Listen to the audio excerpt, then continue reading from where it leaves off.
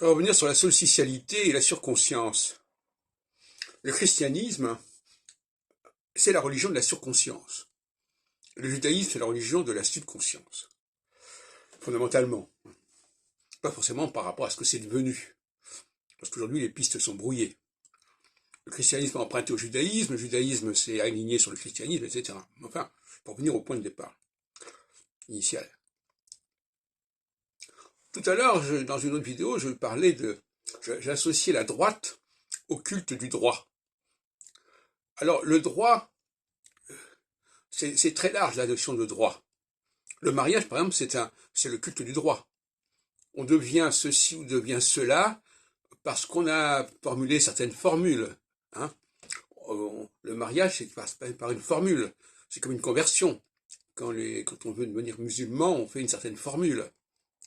Donc, ce sont des formules. Le baptême est aussi une formule, même s'il n'y a pas de parole nécessairement. Ce sont toutes sortes de moyens de devenir autre chose que ce qu'on est. Et ça, c'est typiquement le fantasme chrétien de ne plus être ce qu'on est, d'être autre chose, et d'avoir les moyens d'être. Et en ce sens-là, on relève de la pensée magique, à mon avis. Et on pense d'ailleurs au roi mage. Et il y a aussi l'éducation. L'éducation, il y a des gens qui crient, qui ne jurent que par l'éducation. Avec l'éducation, on change le plomb en or. Hein. C'est la transmutation. Avec l'éducation, n'importe qui peut devenir n'importe quoi. Bon, c'est aussi le formatage. Donc, tous ces discours-là appartiennent au même champ sémantique, c'est-à-dire de quelque chose qu'on va pouvoir modifier par des procédés, par des processus, par des formules, par des conversions, par des baptêmes, et on va pouvoir changer les choses.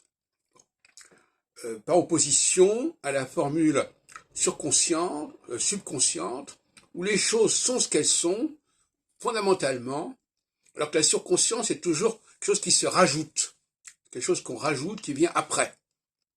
Après coup, c'est la surconscience. Donc voilà, le Nouveau Testament, c'est de la surconscience, c'est ce qui vient après. C'est ce qui le nouveau, c'est par rapport à l'ancien, par définition. S'il n'y a pas d'ancien, il n'y a pas de nouveau.